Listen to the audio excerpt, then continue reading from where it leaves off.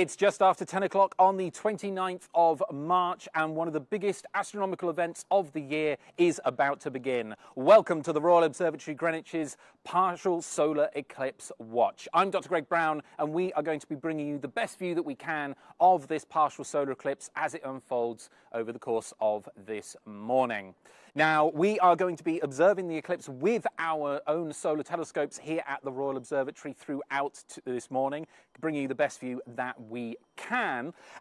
If you want to observe the eclipse for yourself, we're also going to have hints and tips on how to do that. The main thing is do be safe. Don't go looking directly at the sun. It's very dangerous to do that.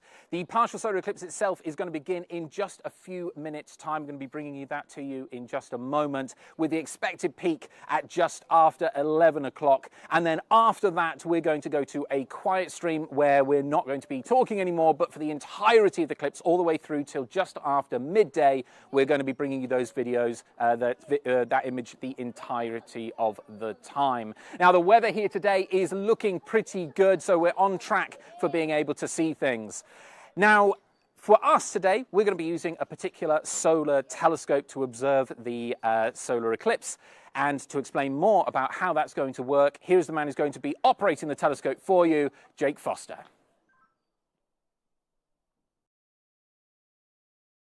View the partial solar eclipse. It is a Lunt 4-inch solar telescope. 4 inches refers to the aperture. That is the diameter of the objective lens right up here at the top. That is where the sunlight is gathered in. 4 inches might not sound like a lot. You may have seen much bigger telescopes before, but the sun is big enough and bright enough that this is more than enough for the job. It is a specially designed solar telescope built to observe the sun. And we should stress that you should never look at the sun with a conventional telescope or pair of binoculars. They are not built for it, and your eyes aren't built for it either. It simply is not safe. This telescope has 3 key features that make it safe for viewing the sun. Firstly, it has a blocking filter in it that takes the light from the sun and removes 99.9999% of it. Only then is it safe for us to view it. And also it has a hydrogen alpha filter that takes that tiny portion of light and narrows it down to a very specific wavelength that can help us to see certain features on the sun, such as filaments and prominences, things that we'd like to be able to show you. And as well as that, the components within the telescope have a heat-proof coating on them. That means that they won't be damaged by the sun's heat, because not only are we bringing in sunlight, we're bringing in the sun's heat as well. Now, usually at the end of a telescope you might be used to seeing an eyepiece so that you can look through it and see whatever's coming in the other side. On this occasion we have a camera in there. That camera will be filming the eclipse live as it happens, and we'll be sending that view through to you so that you can watch it with us. The one thing this telescope cannot do is see through clouds. So we hope that it'll be nice and sunny like it is right now on the day of the eclipse right now when you're watching it. But either way, stick with us as we follow the eclipse from right here at the Royal Observatory Greenwich. That was Jake Foster there talking to you about the solar telescope that we are going to be using today, which you can actually just see over my right shoulder here. We're going to be bringing you the best view that we can of the solar eclipse during this partial solar eclipse today. The partial solar eclipse will be beginning in just a minute or so. You should be able to see down in the bottom corner of your screen, there is actually the view that we're getting through our telescope at the moment. It's a beautifully clear day, so we're very much hoping that we're going to have an excellent view of the solar eclipse. Now, the eclipse is not visible from the entirety of the world, only from certain parts of it. And we've today partnered with timeanddate.com, who have provided us with a fantastic map of where the eclipse is visible from. And it turns out that for this particular one, for the most part, it's in rather uninhabited parts, or sparsely inhabited parts of the world. So northeast Canada in particular, Greenland, there is a view in Iceland, the very northeastern part of the USA, and of course across the northwest of Europe as well. And the different parts of the world will see a different amount of the sun being covered up. Now, this isn't a total solar eclipse, so nowhere on the Earth is going to actually see the entirety of the sun being covered up in that rather stunning display that occurs when the moon completely covers the entirety of the sun. That's just not going to happen this time. But even in the parts of Canada that have the best view of it, it's still only about 90%, which is pretty good, but it's not quite totality. Now, I mentioned that we have partnered up with timeanddate.com, and they are both receiving our own stream and sending us a whole series of streams from other parts of the world as well. We've got feeds coming in from St. John in Canada, from Tromsø and Kristiansand in Norway, and Siena and Genoa in Italy, along with their own roving telescope, which I believe is in Denmark at the moment. So they are going to be bringing us also views of whatever they can see through their telescopes, and if for whatever reason we suddenly end up overcast and we're completely covered out and we're not going to be able to see anything, then hopefully we'll be able to bring you a view through their telescopes instead. While all of this is going on, we are also having observing actually happening here at the Royal Observatory Greenwich, with our visitors able to look through some of our solar telescopes for themselves. And to tell you a little bit more about that, here is Mike Maynell from Flamsteed Astronomy Society. I'm here with Mike from Flamsteed Astronomy Society here in Greenwich. Thank you for looking at our telescope for a second there. Can you just tell me a bit about what you're doing here and maybe your telescope? Yeah, sure. So we are here today to do one of our public solar viewing sessions. We're using a specialist hydrogen alpha telescope to see surface features on the sun that you can't normally see. But we've got the added bonus today, of course, of the partial eclipse. So we're hoping to see that nice bite taken out of the sun for about a couple of hours or so, from just after 10 o'clock up until midday. And we're expecting to be very busy. Very nice. Can you just tell me a little bit as well about Flamsteed Astronomy Society and what you do? Sure. So we're the Amateur Astronomy Society, which is based here at the Royal Observatory Greenwich.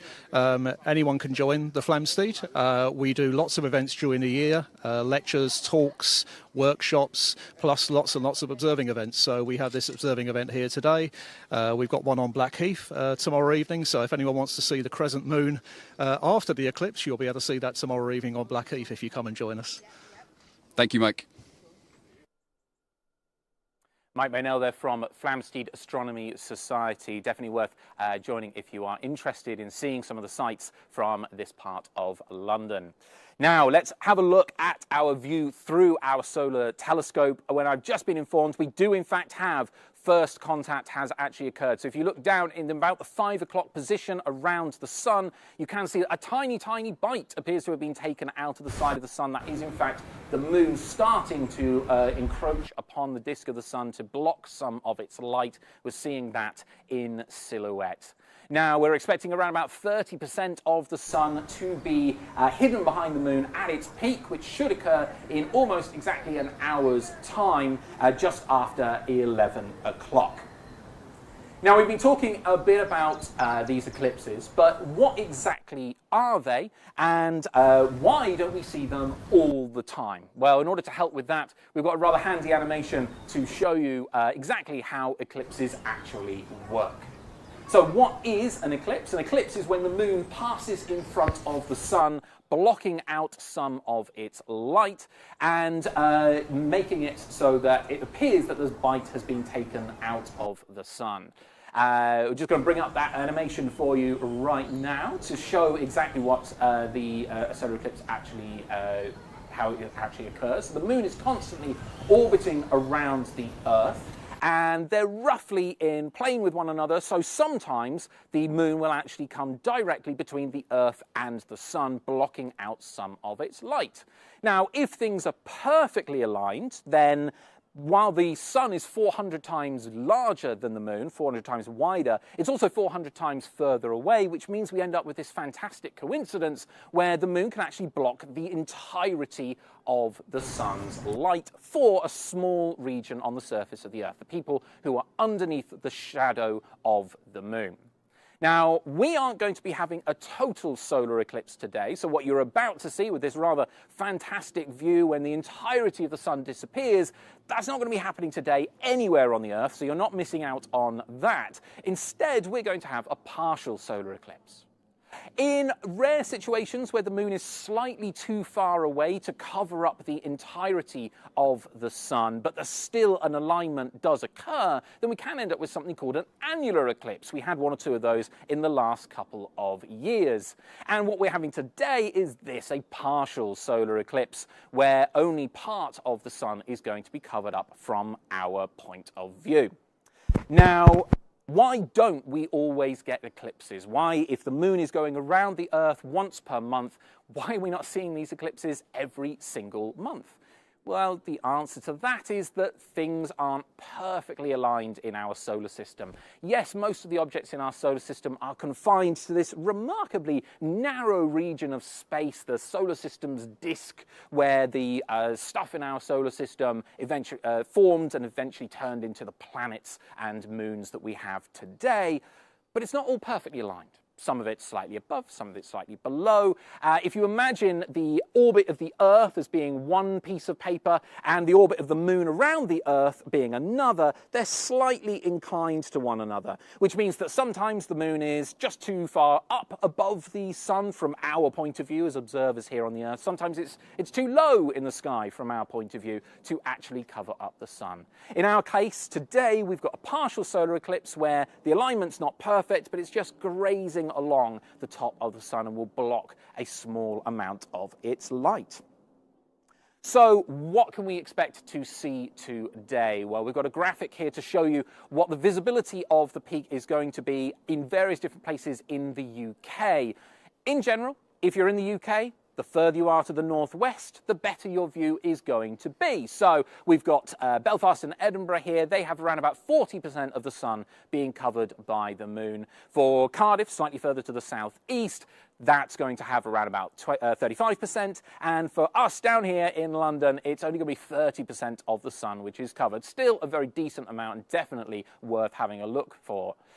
But what about around the rest of the world? Well, the best places to see this eclipse are, as I said, some pretty sparsely populated places, which is not surprising in reality. With 2/3 of our planet covered in ocean and a large fraction of the land being sparsely populated as well, it's not really surprising that most of the time these eclipses are occurring where we can't really see them. So the best place that we've got, at least on this diagram here, is Cap de Nouvelle-France in Canada, which is in Quebec, in the province of Quebec. That's going to have about 90% of the sun being covered.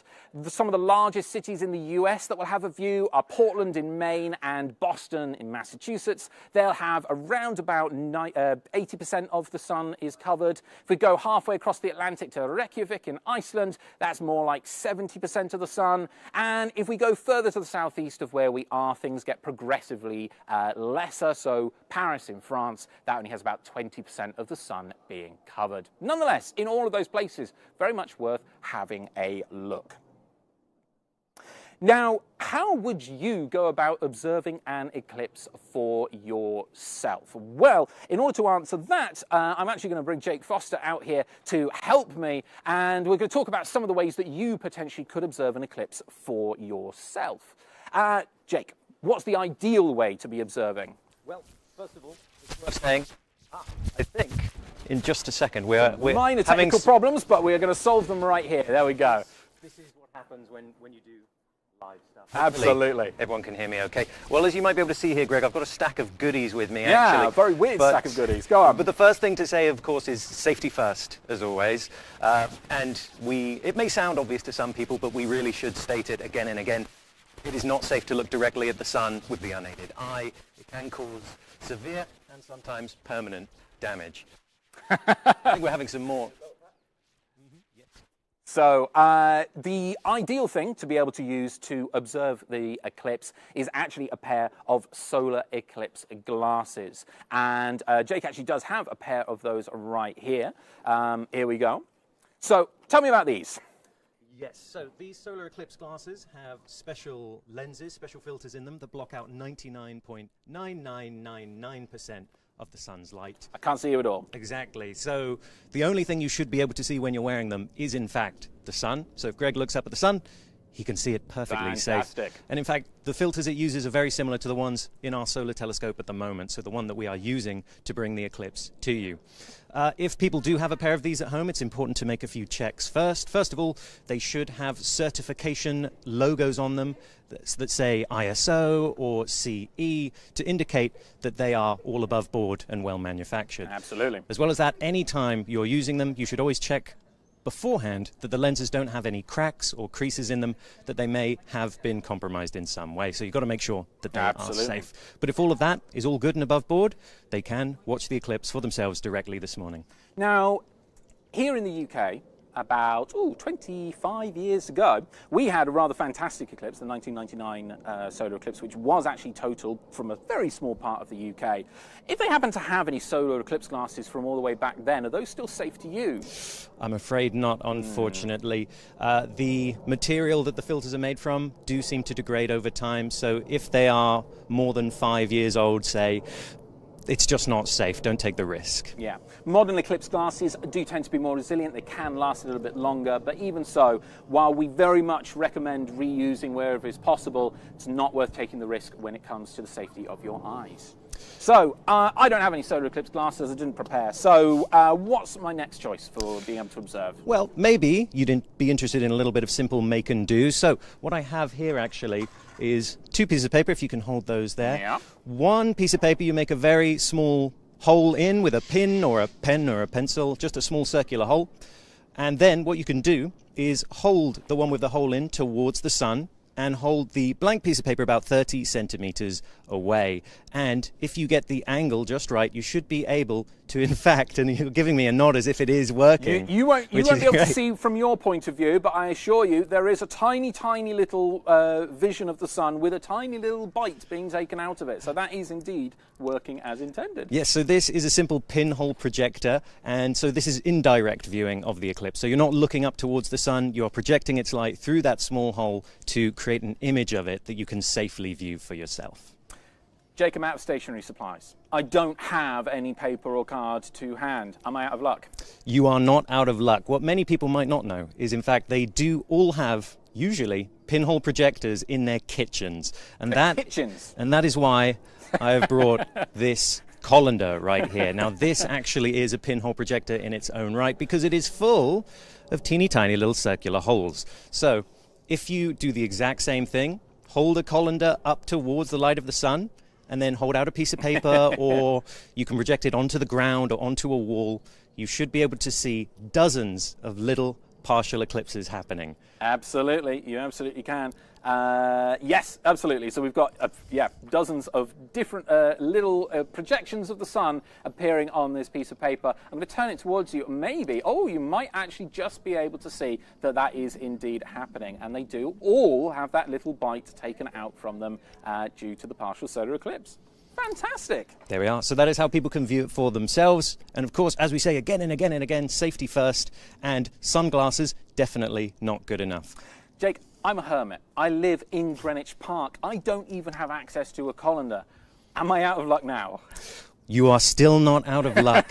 If you are even remotely close to a tree that has quite a few leaves on it, even trees can be pinhole projectors. So if the tree is leafy enough, then sunlight can come through the gaps in between the leaves in the trees and project the eclipse onto the ground. So it's worth trying, if you have a tree near you, to look in the shadow of the tree for tiny little projections of the eclipse. Nature's own solar projector. Absolutely. How about that? Jake, thanks very much for that. Thank you. All sorts of different ways for you to be able to observe the eclipse for yourself. Plenty of ways to be able to see it for yourself. So do have a look at those, but also do keep looking at our own view through our telescope. Let's go actually and see the thing full screen so that you can see it in all of its detail. We have got the entire disk of the sun. We've got a large section in the which has been cut out at the bottom there. that is the moon blocking some of its light. We are around about 1/6 of the way through the eclipse at this point. We're moving nice and quickly through it, so we've still got a fair way to go before we reach the maximum point where 30% of the sun is going to be blocked out by the moon. Now, what about the sun itself? Because actually, as we look at this view, the sun itself does have a couple of features visible on it, things that we can actually see which are coming through our telescope as well. If you look towards about the 10, 11 o'clock position, right towards the edge of the disk of the sun, there is a dark spot right there. And although I can't see it for myself, if you look just below the center of the disk of the sun, hopefully you should be able to see a little cluster of dots as well. Those are actually surface features of the sun, things which are actually happening on the surface of the sun. And we're going to talk a little bit about some of those now. Now, we can't really see any of them at the moment through our view of the sun, possibly just because there aren't any, but there's a particular type of surface feature that appears on the sun known as a filament. A filament is a vast plume of gas that's been erupted off of the surface of the sun and is hanging in the lower atmosphere, and it blocks a small amount of the light. So it appears as sets of dark lines across the surface of the sun, indistinct, wispy dark lines. And there's a related feature called prominences. Prominences are the same thing, plumes of gas, but this time occurring right around the outside of the disk of the sun. And we've got a fantastic image of a prominence from here, from NASA here. And this is a huge plume of gas. It really is vast. You can see right at the top there, that's an image of the approximate size of the Earth in comparison. These things are absolutely huge. We can be talking vast quantities of material being thrown off of the surface of the sun. And if that prominence actually occurs facing towards us, so the disk of the sun is behind it, instead of being bright, it will actually appear dark from our point of view, and so we get a filament instead. But what about those dark spots that we actually saw on the sun earlier? Because they're clearly not filaments or prominences. What are they instead? Well, those are what we call sunspots. Sunspots are darker regions on the surface of the sun. They're a few hundred degrees Celsius cooler than the 5,500 degrees Celsius that the rest of the surface of the sun is. And as a result, they're putting out just a little bit less light. If you scooped that material off of the sun, held it well away from the sun, it would glow incredibly brightly, as it is doing right now. The thing is, in comparison to the rest of the sun, it's much, much fainter, and so it appears as a dark region. Now, a lot of these features are to do with the activity of the sun. The sun goes through a cycle of approximately 11 years of activity, from minimum through maximum and back to minimum again. That takes about 11 years to complete. And we're actually roughly at the peak of the maximum of the sun's activity at the moment. So there's a fair number of sunspots, fair number of flares, fair number of prominences, and a lot of material being thrown off of the surface of the sun, which is important for us here on Earth because that stuff flies out into the solar system. Inevitably, some of it hits our atmosphere and creates the aurorae. Now, the aurorae, or the northern and southern lights, as shown in this beautiful image taken by Laren Ray, an entrance into our Astronomy Photographer of the Year competition from a year or two ago. These are bright curtains of light, typically, that appear in the atmosphere, particularly in very northern and very southern parts of the Earth, where this material from the sun has smashed into the atmospheres, interacting, producing lots of light, and producing these beautiful aurorae, these beautiful lights in the sky. Here in the UK, we don't get those all too often, at least not if you're outside of Scotland, or the very northern tip of Scotland, I should say, except, of course, last year, we actually did get quite a lot of them, and there may well be some more as well coming. The activity of the sun is still fairly high, so it won't be surprising if we get quite a bit more. Now, if you want to learn more about the sun, you could certainly do worse than buying our ROG Illuminate book on the sun, written by one of our very own astronomers, Brendan Owens, who has left the observatory a few years back, but I caught up with him earlier in order to find out why it is that he decided to write a book on our very own star. So I'm here talking with Brendan Owens, the author of the Sun book from our Illuminate series. Hi, Brendan. Hi, Greg. So you were actually once one of the astronomers here at the observatory, but you left a few years back. What have you been up to? Well, apart from missing the Royal Observatory Greenwich very, very much, I have gone on a little journey. I am based over here in Dublin, in Ireland, and I started off with Science Gallery Dublin, part of Trinity College Dublin, working on a lot of cross-collaborative art science projects and European projects. So some really interesting work, keeping my love for astronomy wherever possible, having that in there. But then also moving on then to work with the Institute of Physics, which is currently where I am. So I'm public engagement manager there, and one of the public engagement team, and looking after activities that are inspiring the next generation of physicists and breaking down barriers to inclusivity. That's fantastic work. Now, towards the end of your time here at the observatory, you, of course, wrote the Sun book, from our Illuminate. What made you choose the topic of the sun?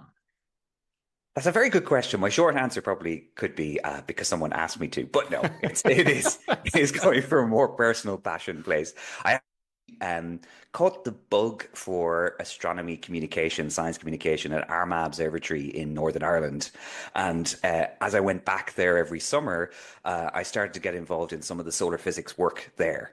So particularly looking at small magnetic features on the sun. So I've kept that love for solar physics all the way through and brought that with me to Greenwich as well. And I know where you are right now is next to the beautiful AMAT. And so worked with that telescope, and it was had a few different reconfigurations, but was using a solar instrument there and working with Flamsteed volunteers as well. So I've kept that passion, and I've just been really interested in it. Even though I don't deal well with the sun on holidays, I do tend to suffer from a lot of sunburn. You and me both. You and me both. Now, being present in the sky every day, people could reasonably assume that we know an awful lot about the sun, perhaps all there is to know. What more is there really left to learn? It's a very good question, because you think that something so close, so easily identifiable in the sky, that surely we do know everything, but there's still some pretty big mysteries. The sun is, as I discovered writing the book, it's more and more complex than you could imagine. So there's a lot around the internal configuration of the sun that we don't understand, a lot around the magnetic field. So one of the more complex problems is we understand that there is a cycle. We see sunspots appear, move position on the sun, and then disappear. And the cycle starts again. But that sort of internal mechanism of how the magnetic field of the sun flips, we still don't know all the pieces to that puzzle. So that's a pretty big one. And then the other one, which is really bamboozling, is something called the coronal heating problem. And there's a few suggestions for it, but the way I describe it in the book is the strange thing of, if you consider a campfire, you would expect that you go further away from the fire, it's going to cool off. You don't expect that you're close to the fire, but people who are further back get incinerated. And that's kind of a little bit with the sun. So it starts off with a 15 million degree core temperature. By the time you get to the sort of surface of the sun, if you like, the photosphere, it's about 5,500 degrees Celsius. But once you go higher and further away from the sun, in the atmosphere of the sun, it's 2 million degrees Celsius. So there's a number of suggestions, but again, not all the puzzle pieces are fitting into place. Now, solar eclipses, we're trying, fingers crossed, to observe one of those today. They can be absolutely spectacular sights, but are they really useful to solar physicists, to astronomers? Is there anything we can learn from them? Apart from being very awe-inspiring, there's a lot I think we can still learn from solar eclipses. Even though there's technology these days that can artificially block out the sun, and called coronagraphs. They're usually just a disk of material that blots out the sun and allows you to see the corona, the outer atmosphere of the sun.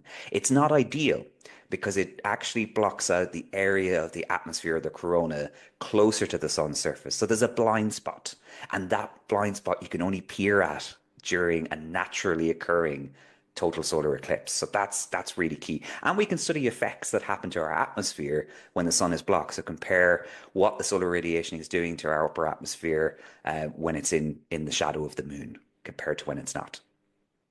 So solar eclipse is still very much useful today. Unfortunately, this particular solar eclipse, we're not going to be able to do that with. It's only a partial solar eclipse, but still, when we get total solar eclipses, fantastic things to be able to observe for scientists as well. But about this eclipse, are you going to be looking out for it today? Actually, because I know it's Mother's Day tomorrow, but my mum is coming up to Dublin, so we're probably going to be walking the streets of Dublin in a moment and having a look for it. But I have to say the Irish weather is not usually on our side, and it is forecast to be raining. Oh, fantastic! So not ideal, but I will look for. I will keep a little bit of batter film or my solar eclipse glasses to hand, just in case there's a gap in the clouds. And if all goes wrong, you can at least try and tune into it here on the ROG. 100%. Absolutely. I'll have my phone out for that. Thank you. Brendan Owens, thank you very much for joining me. Thanks so much, Greg. It's been a pleasure. Brendan Owens there of the Institute of Physics. Thank you very much for joining us. If you are just joining us now, welcome to the Royal Observatory Greenwich partial solar eclipse live stream. You've just been listening to an interview with Brendan Owens, the author of The Sun book from our ROG Illuminate series. If you're interested in getting one of those or one of the other books within that series, all written by astronomers here at the Royal Observatory, you can take a look at our shop on our website, shop.rmg.co.uk. Or you can have a look at a whole load of good retailers, both on and offline. Now, while the live stream has been going on, we've had some questions coming in through our chats, which I'm going to take some time now to answer a few of those. If you do have any questions about the solar eclipse, about anything to do with observing one of these, please do send them in to us and we'll do our best to answer them. We'll have another big block of them towards the end of the stream. So the first question we've got here is a very simple one. Why is it dangerous to look at the sun? Very simply, it's very dangerous for your eyes. It can damage your eyes quite badly. You may have noticed that if you've looked at a fairly bright torch or something along those lines, you might have left a small imprint in your eye that takes a little while to go away. That is very, very temporary damage to the retina of your eye, making it so that for a little while at least your eye is a little bit less sensitive in that region. Now that fixes itself relatively easily. The problem is, the brighter the light is, the worse the damage becomes, and the sun is an extremely bright source of light. The human eye just is not designed to look directly at it. If you have ever thought that I've looked at the sun before, it's gone fine, great, well done. But that's not a good thing to test again, because it only has to go wrong once for you to be in serious trouble. So it really isn't worth it. In reality, if something is painful for your eyes, if you are squinting, if you're really struggling, then you're definitely doing yourself some amount of damage. And the danger is that it will become permanent damage and you will damage your eyes permanently. We just don't want that to happen. So be very safe when you are trying to observe this solar eclipse for yourself. Make use of solar eclipse glasses that have been checked, that are definitely certified. Make certain that you're using a solar projector or something along those lines, or just have a look at our own view through our telescopes. We are actually now showing you the timeanddate.com stream, which we've partnered up with for this particular eclipse. And we've got a handful of different views from different places across the world. Some in Canada. We've got, in fact, our very own one from London here in the UK, and another one from, which is the main one which we've got here, which has a lot of detail on the surface of the sun. They've done very well to get that view there. What about other questions? How often do solar eclipses happen?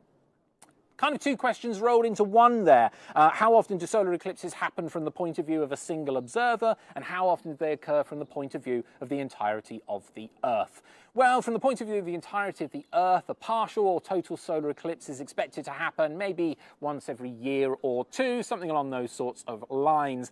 But for a specific place on the Earth, they are extraordinarily rare. One specific place is extremely unlikely to be able to see a total solar eclipse, I'm referring to here, more than once in a century or two. It is a very, very rare event, in fact less than that, for any part of a particular place to be able to see a total solar eclipse. Partial eclipses, rather more common. You need a less perfect alignment. You need to be less perfectly in the shadow of the moon in order to be able to see them.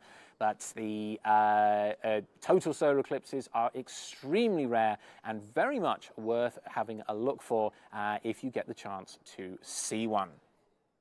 We've also got a question here. Are solar eclipses linked to lunar eclipses? Absolutely they are. Now, lunar eclipses are basically the reverse of a solar eclipse. This is where the Earth passes, where the moon passes into the shadow of the Earth. So the alignment is the same, it's just the moon is on the other side of the Earth, and the shadow of the Earth appears onto the moon, blocking out its light, and what would normally be a full moon at that time, because that part of the moon should be entirely lit up, goes dark. But it doesn't go entirely dark. It goes dark with a red sheen to it, a red tint to it, because a small amount of the light of the sun manages to get passed around the atmosphere of the Earth, is bent by the atmosphere, and in fact what you're seeing is the colour of the sunset or sunrise being projected onto the surface of the moon. Now, is there a link between lunar and solar eclipses? Yes.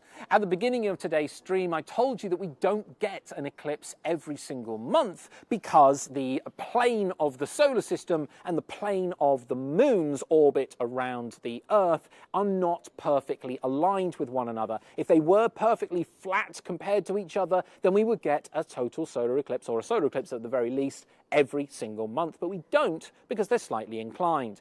Everything needs to be perfectly aligned. In fact, from your point of view, here is exactly where we would end up with a partial solar eclipse. If I were the sun, this was the moon, and over here was the Earth, because the middle of this orbit is perfectly aligned with itself. And what would happen is you'd get a total solar eclipse with the moon on one side of the Earth, and you'd get a total lunar eclipse on the other side. So generally speaking, you actually get solar eclipses and lunar eclipses following along within 2 weeks of each other. Basically, the other side of the moon's orbit, you end up with a lunar eclipse instead. Do keep your questions coming in. We'll be answering more of them later on. Now, earlier today, Brendan was talking about talking about some of the research that can actually be done with solar eclipses, and that involved looking at the atmosphere of the sun. The atmosphere of the sun is remarkably difficult for us to be able to access because it is so much fainter than the surface of the sun. The photosphere, the part where the majority of the light is coming from, just overshadows everything with the much, much fainter corona, the outer atmosphere. We've got a fantastic image again from our Astronomy Photographer of the Year competition, this time taken by Phil Hart and Colin Legg. Now, this is an image of a total solar eclipse that happened a year or two ago, and around the outside you are seeing those countless streamers, as he's referred to them, these white lines. That's actually the outer atmosphere of the sun.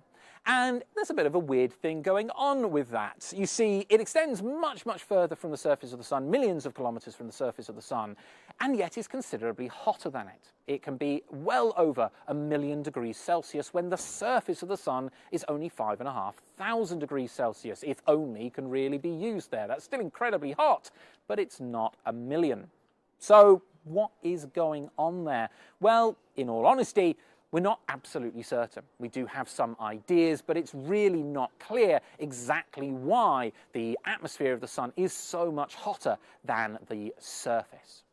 And solar research is really key to us to be able to answer that question and making use of eclipses to be able to make those observations, because the technology that we have still makes certain parts of the sun's atmosphere really difficult to access.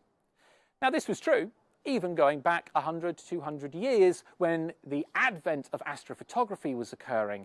And there is a key person who is close to the hearts of the people here at the Royal Observatory, Greenwich, who was instrumental in understanding the sun and working on those eclipse expeditions, and that was Annie Maunder.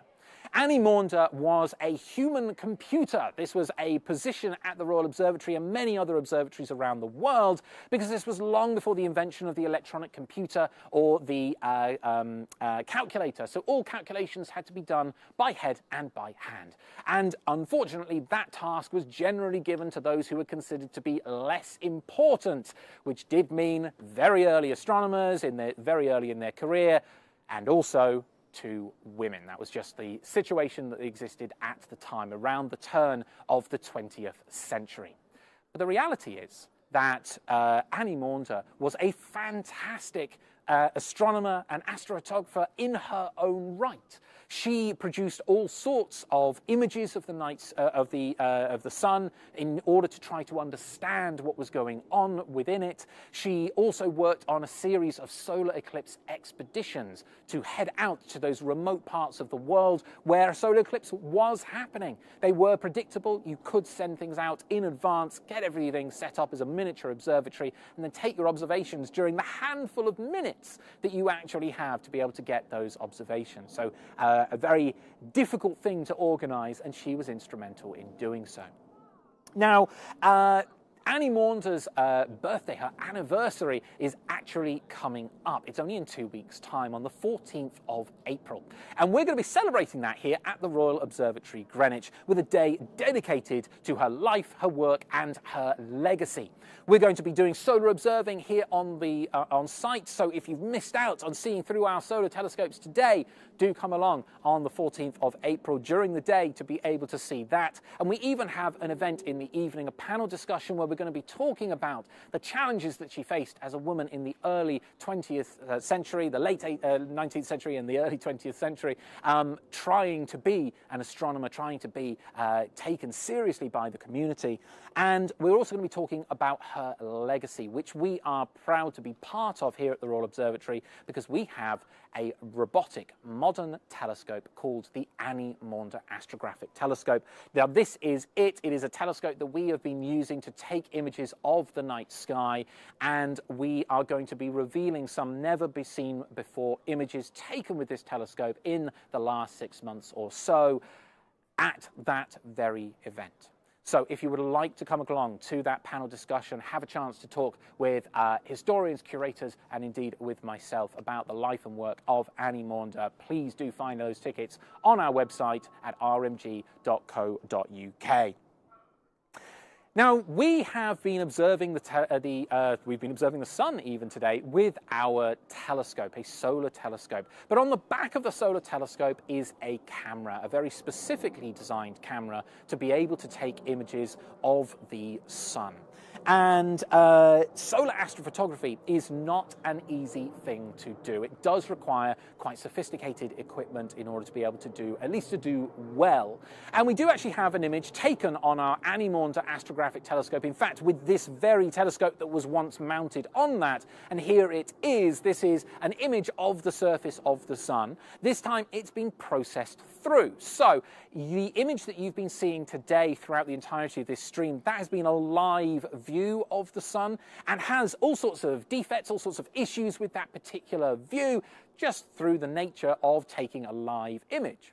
But what we can do is we can then take each of those individual frames, stack them on top of one another, and with some fancy computer wizardry, which only pulls out details that are actually there, we're not adding anything to the image, we get a beautiful view like this. And if you see down in the bottom left-hand corner, that's one of those prominences I was talking about earlier today, these vast plumes of gas extending off the surface of the sun. That one in particular is about twice the size of our planet Earth. It's a very, very large plume of gas being flung off the surface of the sun. Now, as good as the images that we can get with our telescopes here are, they pale in comparison to the beautiful images that are being produced by the astronomers who enter our Astronomy Photographer of the Year competition. And in fact, we have an example of one of those right here. This is, in fact, the winner of last year's competition. This is distorted shadows of the moon's surface by Ryan Imperio there. And this was taken during an annular eclipse, so almost a total solar eclipse, but the moon is slightly too far away to cover the entirety of the sun, so we end up with this large ring of light.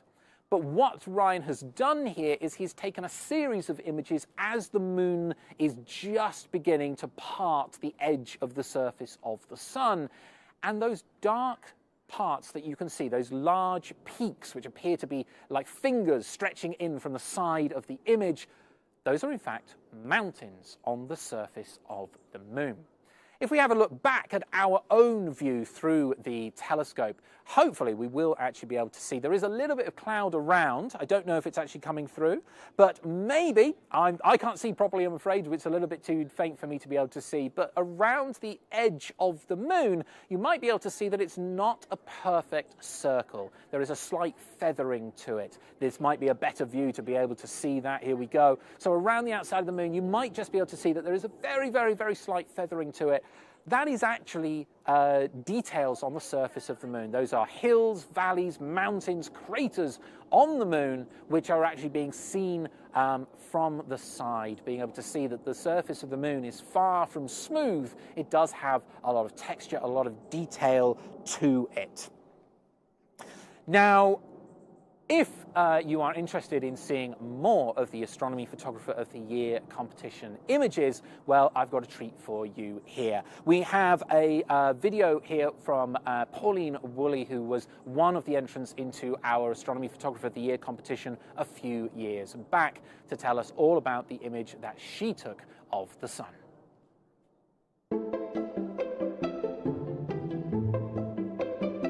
My artwork is a relationship between sky, time, place and astronomy. I'm particularly interested into our relationship to our ancestors and how they would have perceived the night sky. Trees are a map to our past, and there's been scientific research in tree rings and how they can show an element called carbon-14. And so I was interested in this in terms of that link between us being made of carbon and also the time element of tree rings. I kind of started looking at solar data online and was just like, gosh, there's all this information that you can pull down and start creating things with. And I just thought, well, we're at the beginning of solar cycle 25. What would it look like if I took an image from the first of the month until, I don't know, February of 2021 and laid them? How would that look? And it started to look like the rings of a tree. I wanted to be a scientist when I was a youngster, and I didn't follow that pathway. So being shortlisted and then winning the category is an amazing achievement for me, and hopefully inspiring other women and other girls to look up at the night sky. And if you've got that creative flair, go with it. It's a really important journey, and it's one that's really, really worth taking.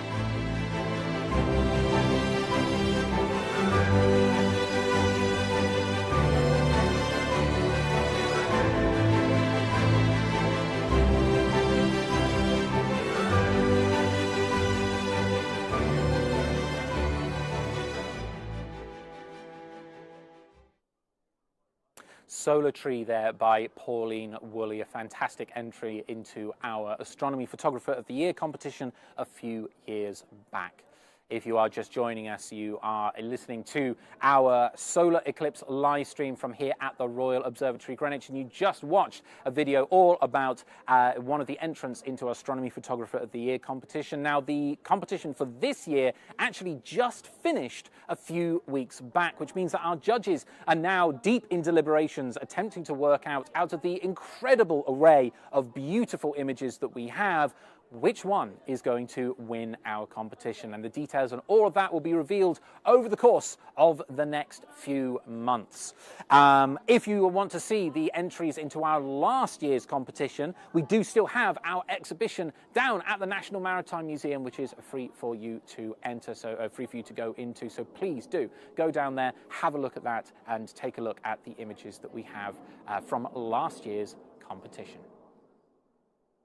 Now, it has become a little bit cloudy here at the Royal Observatory, Greenwich. I'm still squinting a bit because we're still getting a fair amount of the sun coming through. But I can't tell whether we're actually getting a view of the solar eclipse through our telescope at the moment. If we have a look at that full screen, we'll be able to see whether we've got a nice view of the eclipse. It does appear to be there somewhere, but it is a little bit on the faint side. That's just a reality of the clouds which are coming across. We've got thin clouds coming, which we were expecting, unfortunately, but we've been incredibly lucky so far to be able to see it. But I am still seeing the shadow of the moon over the sun there, so that's really good to be able to see. And let's have a look also at our partners at timeanddate.com, who have been observing the eclipse for themselves in a number of different places around the world. We actually do have our view up there in the top right. We've got Siena in Italy on the right middle there, who seem to be having a similar problem to us now with some clouds coming across, but we do have a fantastic view of the sun right in the center. We've got that sunspot up about the 11 o'clock position that we have on our view as well, and a few other sunspots visible, and a lot of detail on the surface of the sun as well. The Canada view, which we've got in the top right hand corner there as well, not quite so much detail on the sun, but a very, very stunning, striking view of the disk of the sun being covered by the moon. Now, we are only about 10 or so minutes away from the peak of the eclipse for many people across the world, the point where the largest part of the sun is going to be covered by the moon. From our point of view here at the Royal Observatory, Greenwich, it's only going to be about 30% or so, still a fairly sizable chunk of the sun which will be covered up, but we are very much getting towards that. You might be thinking, though, as we're coming towards the end of the loud part of the stream, where I'm going to be talking to you and moving into the quiet stream in just about 10 minutes' time, what about the next eclipse, your next chance to be able to observe an eclipse at some point in the future? Well, there is another partial solar eclipse happening later this year. It's in September. However, if you thought this eclipse was difficult to observe, just wait till you hear about this one. You see, this particular eclipse happening in September is only going to be visible in the southern hemisphere, and it's only going to be visible from the very southeastern tip of Australia. New Zealand is probably the most accessible, most highly populated area that's actually going to have a view of it. A few of the southern Pacific islands will have a view, but most of it will be over Antarctica. So for the 10 people who happen to be out in Antarctica in September, I very much hope that you enjoy your fantastic view of the partial solar eclipse. We will be very jealous here in the Northern Hemisphere, where we don't have a view of it at all. That's just how it goes sometimes. These things are only visible in certain parts of the world. What about the next time that we can actually see an eclipse from here in the UK? Well, we don't have to wait all that long. Next year, August the 12th, if I remember correctly, is going to be the next partial solar eclipse that is visible from here in the UK. And that one is, in fact, a total solar eclipse elsewhere.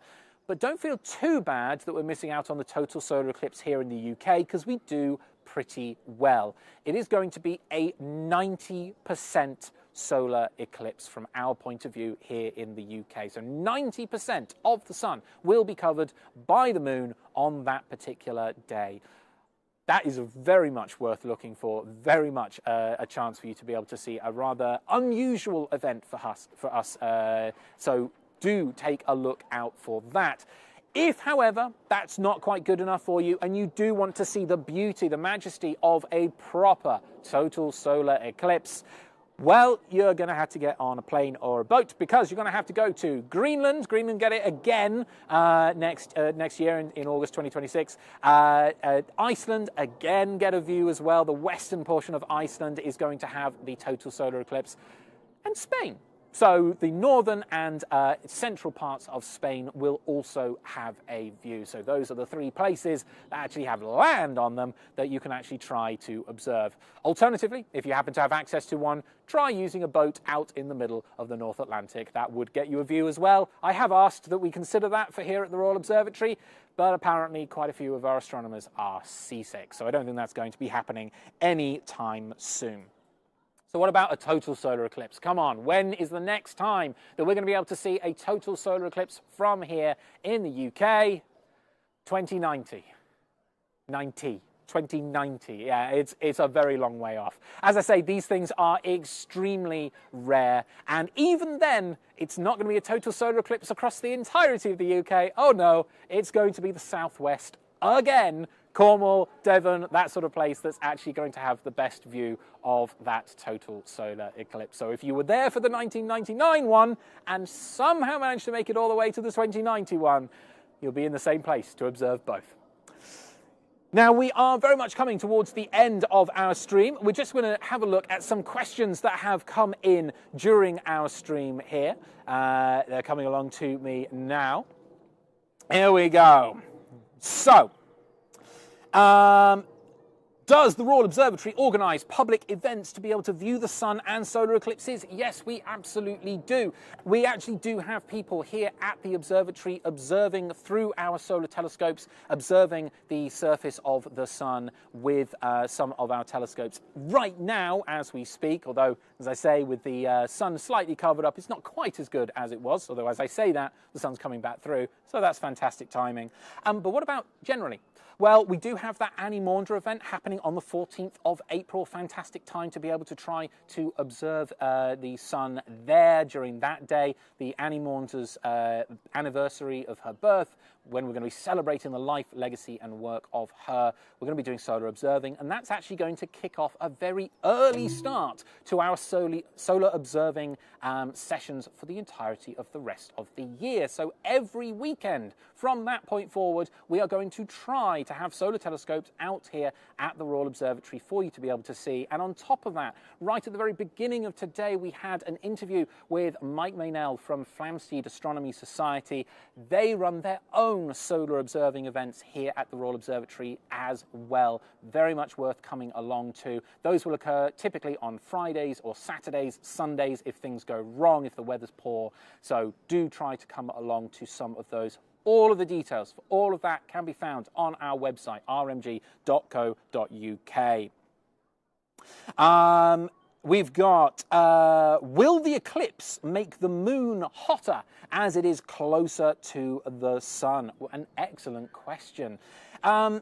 In reality, no, not a whole lot. So the thinking here is that because the moon is closer to the sun during this eclipse, that would therefore make the moon a little bit hotter. But the reality is the moon is in no specifically different position to where it was a day ago, to where it will be in a day from now. It's not really much closer to the sun. No, the thing that determines the temperature of the surface of the moon is its day and night cycle. When we look at the moon here with our solar eclipse view, we actually see the rear side, the side of the moon which is facing towards us, that is dark, and that means that the side is not being lit up by the sun. That's what we call the new moon at the moment, the dark part of the moon.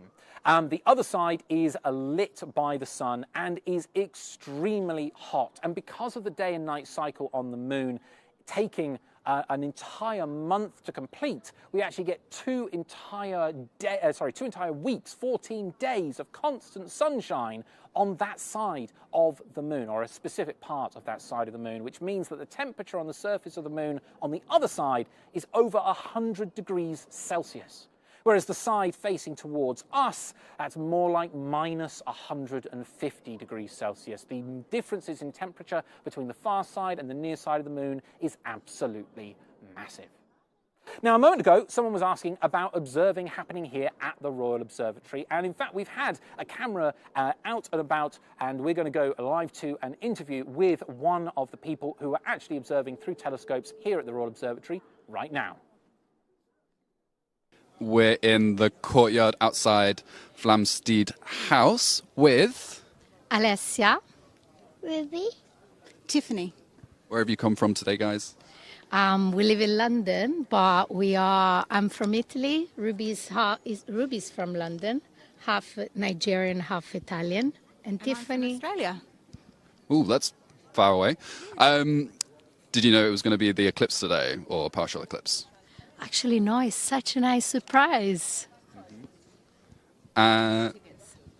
Online, because Ruby loves the sun and the planets. And then we got here and discovered that we've got this special event. Have any of you seen an eclipse before, or a partial eclipse? I haven't. I have actually once. It was very beautiful. Where were you? I was in Italy. We threw a party afterwards. It was really fun. Yeah, everybody was scared at the beginning. I remember the news saying, you got to be careful, this and that. And then it was just fun, really. Was it a solar eclipse or a lunar eclipse? Solar. Okay, so it's during the day? Yeah. Yeah. Well, thank you, guys. Pleasure. And we'll go back to you. Thank you.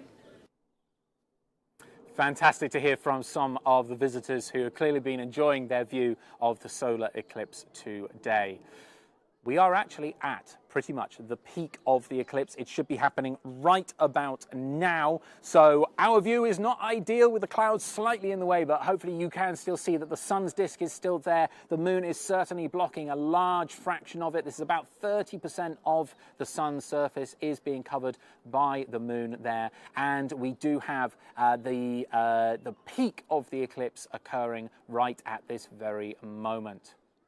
Now, we are very much coming now to the end of our loud part of our stream today. We are going to keep that view of the solar eclipse visible to you for the entirety of the next hour.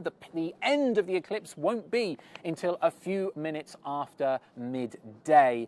But there are just a few more things for me to say before we finish for today. A huge number of people to thank for putting together this stream. We've got our fantastic AV team who are hiding away in one of our galleries with all of the tech equipment, keeping all of this running. Absolutely fantastic work by them. We also have our web and social media team who have been working to make certain that we've got your questions from you, that the stream is all working properly, and that we've got fantastic visuals going out to you as well. A big thank you also to Tanya and to Jake, my co-star, who has been working tirelessly to bring you the image of the solar eclipse, and of course to all of the staff here at the Royal Observatory Greenwich for their fantastic efforts as well. We're going to be keeping the view of the solar eclipse with you for the entirety of this time, but for now it's time for me to say goodbye. I very much hope you've enjoyed the eclipse stream today. Thanks very much. See you soon.